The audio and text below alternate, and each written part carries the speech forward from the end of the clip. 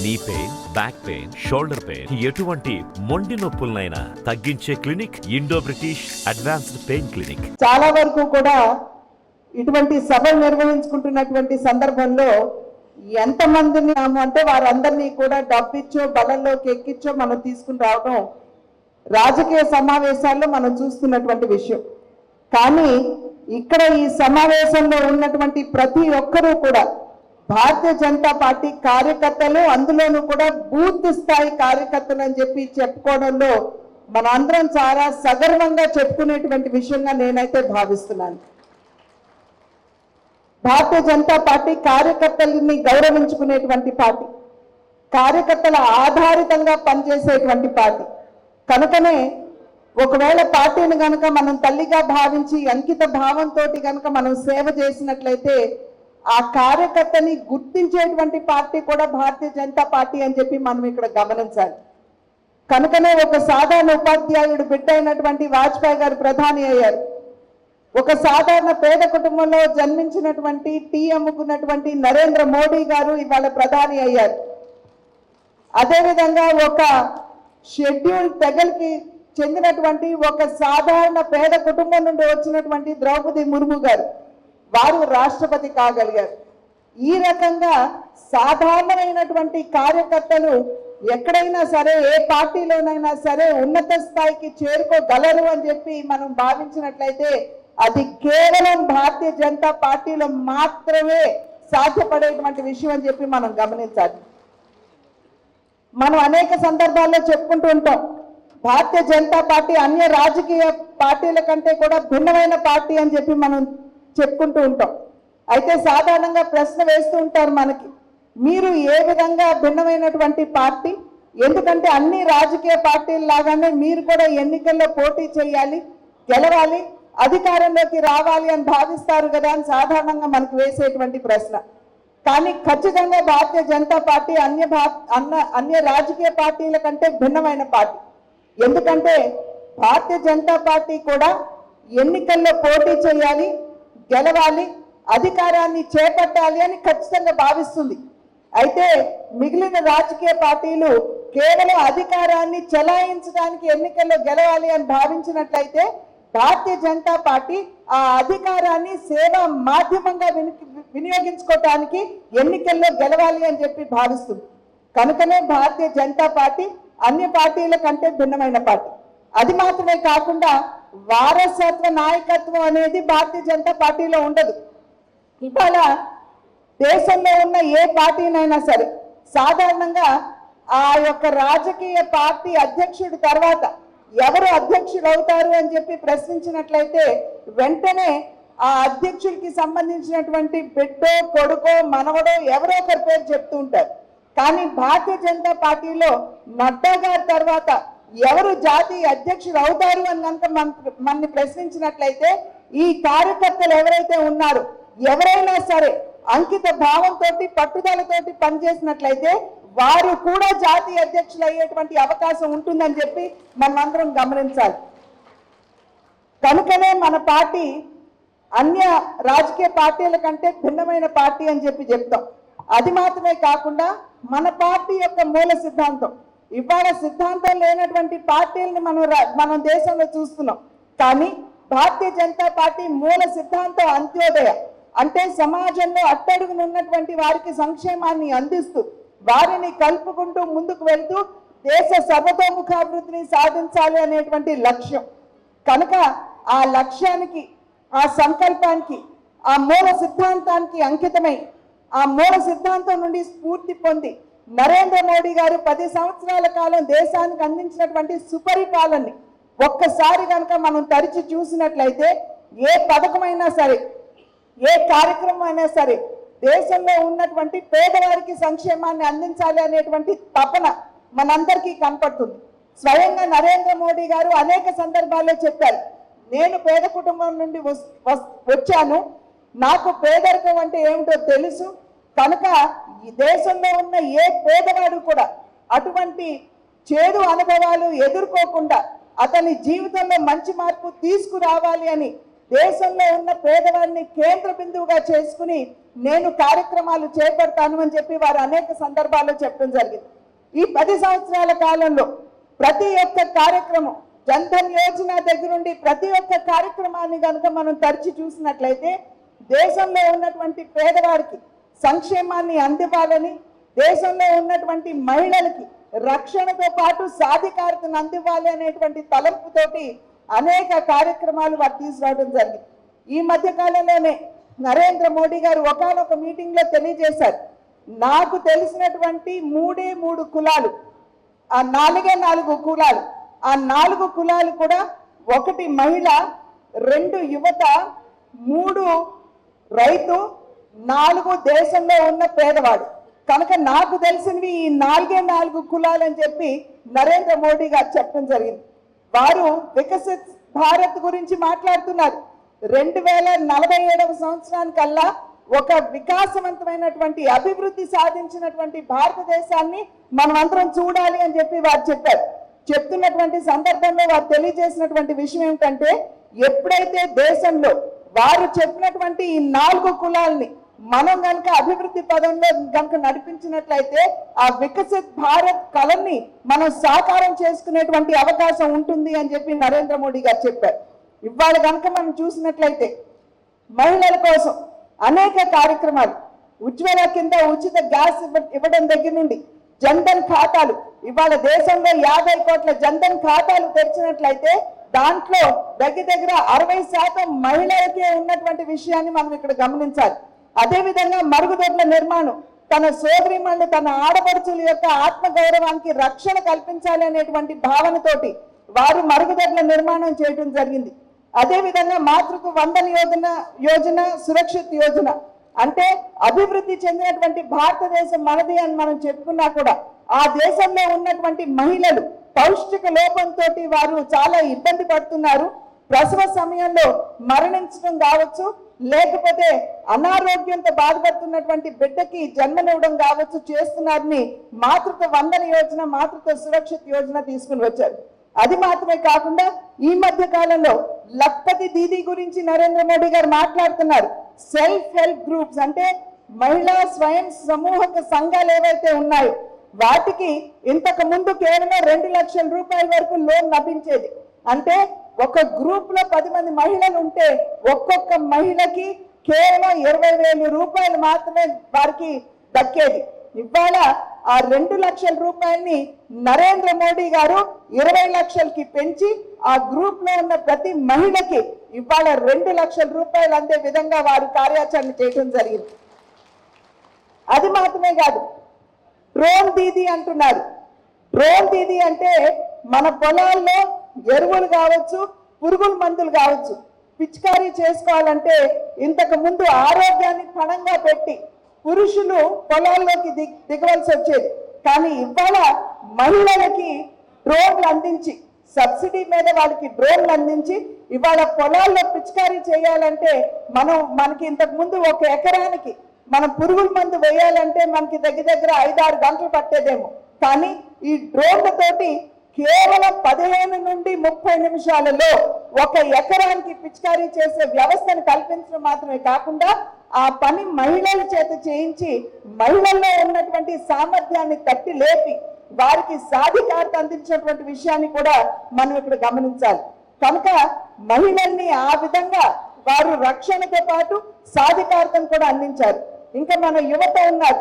యువత ఇవాళ ఉపాధి వెతుక్కుంటూ కాదు, ఉపాధి ఇచ్చే స్థాయిలో ఉండాలి అనేటువంటి ఆలోచనతోటి ముద్రా యోజన వంటి అద్భుతమైనటువంటి కార్యక్రమాలు, Pradhan Mantri employment guarantee scheme, ఇటువంటి కార్యక్రమాలు తీసుకుని వచ్చి చిన్న లోన్లతోటి చిన్న వ్యాపారాలు ప్రారంభించి మన బిడ్డలు పట్ట చేత పట్టుకుని ఇతర రాష్ట్రాలకి, ఇతర దేశాలకి వెళ్లకుండా ఎక్కడైతే ఉన్నారో అక్కడే వారు జీవనం గడిపే విధంగా బ్రహ్మాండమైనటువంటి కార్యక్రమాలు తీసుకొని వచ్చారు. मेरे प्रिय मित्रों, ये पवित्र भूमि है और मैं सौभाग्यशाली हूं कि मैं मौज के सातवाहन पल्लव, चोल, काटिया और पांड्यालों की भूमि पर खड़ा हूं। मैं महान कवि तिक्कन्ना सोईमई जी को प्रणाम करता हूं, जिन्होंने महाभारत का तेलुगु भाषा में अनुवाद किया। श्री पुट्टी श्री रामलू जी को भी मैं नमन करता हूं। और मित्रों, आंध्र प्रदेश ने समाज सुधारक और कवियों को जन्म दिया है, जैसे श्री गुर्जराप्पा राव जी, जिन्होंने अपनी कलम का उपयोग करके युवा पीढ़ियों को प्रेरित किया। और आज भी उनके सब देशांते मक्ति काडोई देशांते मानुष लोई, ये सच है। వేదికపై ఆశీర్వదించినటువంటి పెద్దలు, నెల్లూరు లోక్సభ నియోజకవర్గం నుంచి వచ్చినటువంటి కార్యకర్త మిత్రులారా, అందరికీ నా శుభాభివందనాలు. మహాభారతాన్ని రాసినటువంటి నన్నయ్య పుట్టినటువంటి భూమి తిరుపతి శ్రీ వెంకటేశ్వర స్వామికి సంబంధించినటువంటి సన్నిధి. ఇటువంటి స్థానం నుంచి మీ అందరి మధ్యలో వచ్చి ఈరోజు మాట్లాడుతున్నందుకు నాకు నిజంగా చాలా ఆనందంగా ఉంది. मेरे प्रिय कार्यकर्ता भाइयों और बहनों, आज देश और दुनिया में मोदी जी की लोकप्रियता शिखर पर है। अभी मैं आज मध्य प्रदेश से आया, लेट हो गया, क्योंकि मध्य प्रदेश के कई कांग्रेस के अच्छे नेताओं ने कांग्रेस छोड़ के भारतीय जनता पार्टी ज्वाइन की और मुझे रोका कि हमको ज्वाइन करने के बाद ही आप जाओ। राहुल की यात्रा जहां जहां जाती है वहां कांग्रेस साफ हो जाती है, कोई बनते। సోదరి సోదరులారా, ఈరోజు నరేంద్ర మోడీ గారి యొక్క ప్రభావం విపరీతంగా వేగంగా దేశమంతా ప్రపంచవ్యాప్తంగా పోతున్న విషయం మనకు తెలుసు. ఎక్కడెక్కడైతే అనేక మంది ప్రముఖ కాంగ్రెస్ నాయకులు కూడా మొత్తం పార్టీని వాళ్ళ పార్టీని వదిలేసి ఈరోజు భారతీయ జనతా పార్టీ చేరుతున్న విషయం మీకు తెలుసు. ఎక్కడెక్కడైతే రాహుల్ గాంధీ యాత్ర చేసుకుంటూ వెళ్తున్నాడో ఆ ముందు వెనుక కాంగ్రెస్ పార్టీ మొత్తం ఖాళీ అవుతున్నటువంటి పరిస్థితి కనపడుతున్నది. एक तरफ राहुल गांधी जैसे नेता और दूसरी तरफ भारत माता के सच्चे सपूत श्रीमान नरेंद्र मोदी जी, जो एक वैभवशाली, गौरवशाली, संपन्न, समृद्ध, शक्तिशाली और विकसित भारत के निर्माण में लगे हैं। मुझे कहते हुए गर्व होता है कि आज दुनिया भर में भारत का मान है, सम्मान है, स्थान है। और केवल देश मोदी मोदी नहीं कर रहा, दुनिया के जिस देश में नरेंद्र मोदी जाए वही मोदी मोदी करने लगता है। और जब मोदी जी का सम्मान होता है तो केवल नरेंद्र मोदी का सम्मान नहीं होता, 140 करोड़ भारतवासियों का सम्मान होता है। ఒకవైపు ప్రతిపక్షాలన్నీ కుదేలవుతున్నాయి, ప్రతిపక్ష నేతలందరూ పబ్లిక్లో వాళ్ళకి ఇమేజ్ పోతున్నటువంటి సమయంలో ఇంకొక వైపు దేశంలోనే కాదు ప్రపంచవ్యాప్తంగా కూడా నరేంద్ర మోడీ గారి యొక్క కీర్తి ప్రతిష్టలు చాలా గొప్పగా పోతున్న పరిస్థితి మనకు తెలుసు. భారతదేశాన్ని ఈరోజు ప్రపంచం మొత్తంలో ఒక అజరామరమైనటువంటి గొప్ప దేశంగా, ఒక ప్రభావవంతమైనటువంటి దేశంగా, ఒక అగ్రరాజ్యంగా, ఒక గురుభూమిగా మన దేశాన్ని మనం తయారు చేసుకోవడంలో ఈరోజు నరేంద్ర మోడీ నేతృత్వంలో మనం ముందుకెళ్తున్నాం. ప్రపంచంలో ఏ దేశానికి వెళ్ళినా ఈరోజు నరేంద్ర మోడీ గారి యొక్క నేతృత్వం కానీ, నరేంద్ర మోడీ గారి యొక్క నేతృత్వ క్షమత సమర్థత గురించి కానీ మొత్తం స్వాగతం పలుకుతున్నటువంటి వాతావరణంలో ఈరోజు మనం ఉన్నాం. ఈ విషయం మీ అందరికీ తెలుసు. अभी अभी चुनाव हुए मध्य प्रदेश, राजस्थान में, छत्तीसगढ़ में। लोग कहते थे छत्तीसगढ़ में कांग्रेस जीतेगी, मध्य प्रदेश में कहते थे बीजेपी अब नहीं आ सकती, एंटी इनकम्बेंसी है। लेकिन मेरे बहनों और भाइयों, हम कहते थे रिकॉर्ड तोड़ वोटों से भारतीय जनता पार्टी जीतेगी। और आज मुझे कहते हुए गर्व है, अब तक के सबसे ज्यादा वोट लोक विधानसभा के चुनाव में भारतीय जनता पार्टी ने प्राप्त किए हैं। और 2/3 से भी ज्यादा बहुमत से भारतीय जनता पार्टी ने फिर अपनी सरकार बनाई है। छत्तीसगढ़ भी हम जीते, राजस्थान भी हम जीते। आज मोदी जी के नेतृत्व में भाजपा का विजय रथ आगे बढ़ता जा रहा है। మీ అందరికీ తెలుసు, నేను మధ్యప్రదేశ్ నుంచి వచ్చాను. మధ్యప్రదేశ్లో ఈసారి గ్యారంటీగా బీజేపీ ఓడిపోతుంది, మరోసారి కాంగ్రెస్ ప్రభుత్వం వస్తుందని ఇవన్నీ మనం పత్రికల్లో అవన్నీ మీరు వినుంటాం. కానీ 2/3 వంతుల మెజార్టీతో ఈరోజు బంపర్ మెజార్టీతో ఈరోజు భారతీయ జనతా పార్టీ ప్రభుత్వం మధ్యప్రదేశ్లో ఏర్పడిందో మనకు తెలుసు. అత్యధిక శాతం ఓట్లు గతంలో కంటే కూడా చాలా అసెంబ్లీలలో మనకు వచ్చాయి. ఈరోజు కేవలం మధ్యప్రదేశ్ కాదు, ఛత్తీస్గఢ్ లో, రాజస్థాన్ లో కూడా మళ్ళీ మన ప్రభుత్వాలను మనం నిల్చోబెట్టుకున్నాం. మొత్తం మెజారిటీలో అక్కడ కూడా గెలిచాం. और मेरी बहनों ने तो पूरे के पूरे वोट ही हमको दे दिए। महिलाएं जितनी थी वो सारी की सारी भारतीय जनता पार्टी के पीछे खड़ी थी। रिकॉर्ड तोड़ मतदान महिलाओं ने किया। सवेरे से लाइन लगी थी और सवेरे नाश्ता करने के पहले अपने पतियों से भी कह दिया पहले वोट डालना बीजेपी को, इसके बाद नाश्ता मिलेगा तुमको। మహిళల్లో అయితే చాలా పెద్ద పెద్ద రాష్ట్రంలో లైన్లో నిలబడి ఓటేశారు. అత్యధిక శాతం మహిళల ఓట్ల పోలింగ్ అయింది. పెద్ద పెద్ద లైన్లను మహిళలు ఇస్తున్నారు. మహిళల ఆశీర్వాదం అయితే పూర్తిగా భారతీయ జనతా పార్టీకి ఈసారి దొరికింది. ఇంత పెద్దగా మహిళలు భారతీయ పార్టీకి భారతీయ జనతా పార్టీ ఓటు చేయడం అనేది చాలా శుభసూచకంగా మన పార్టీ గెలవడంలో కూడా అది కూడా ఒక ముఖ్యమైనటువంటి కారణం. ये इंडिया गठबंधन के लोग इंडी गठबंधन इनके नेता कहते हैं मोदी जी का तो परिवार नहीं है। आज सारा हिंदुस्तान कह रहा है हमारा परिवार मोदी का परिवार।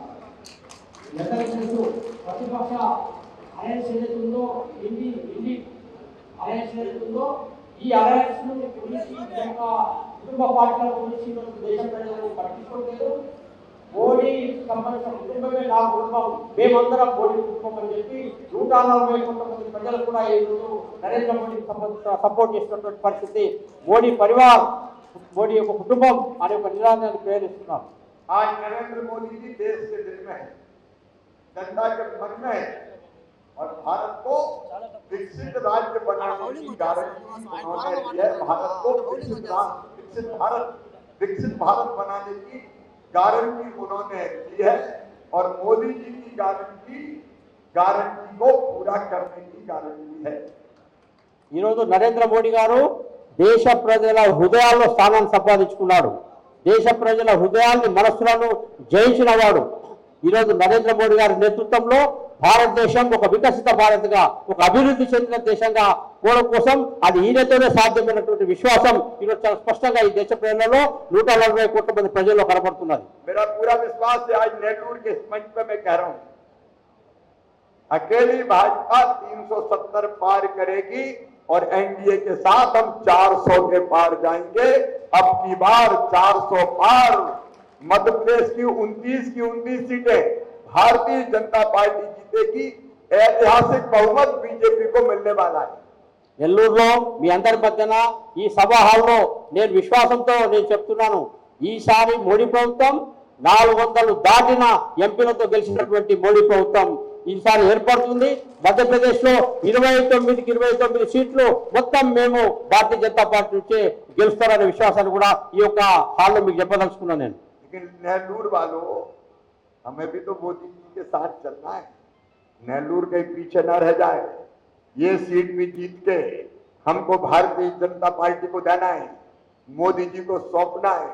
और यहाँ तो एक चुनाव नहीं है, यहाँ तो डबल इंजन की सरकार बनाना है। दिल्ली में नरेंद्र मोदी की सरकार और यहाँ बीजेपी की सरकार। నెల్లూరు సీటు కూడా మనం వెనుకబడాల్సిన అవసరం లేదు. నెల్లూరు లోకసభ స్థానం కూడా బీజేపీ గెలవాల్సిందే. నెల్లూరు బీజేపీ లోక్సభ స్థానంతో పాటు ఇక్కడ డబుల్ ఇంజిన్ సర్కార్, ఎందుకంటే మనకు అసెంబ్లీ ఎలక్షన్స్ కూడా ఉన్నాయి. లోకసభతో పాటు అసెంబ్లీ కూడా భారతీయ జనతా పార్టీ సపోర్ట్ సంబంధించినటువంటి ప్రభుత్వం ఇక్కడ ఏర్పడాల్సిందే. ఈ దిశలో మనందరం ఆలోచించాల్సిన అవసరం ఉన్నది. जगनमोहन रेड्डी ने आंध्र प्रदेश को तबाह और बर्बाद कर दिया। चारों तरफ भ्रष्टाचार, ये बदनाम कर रहे हैं आंध्र प्रदेश को। यहाँ रेत माफिया, यहाँ खनन माफिया और सरकार खुद शराब माफिया। रेत का ठेका मुझे पता चला दिल्ली के ये कॉन्ट्रैक्टर को दे दिया, एक कॉन्ट्रैक्टर। और वो छोटे छोटे जगनमोहन रेड्डी की पार्टी के एमएलए, एमपी, नेता, इनको रेत बांट रहा है। व्यापक भ्रष्टाचार हो रहा है।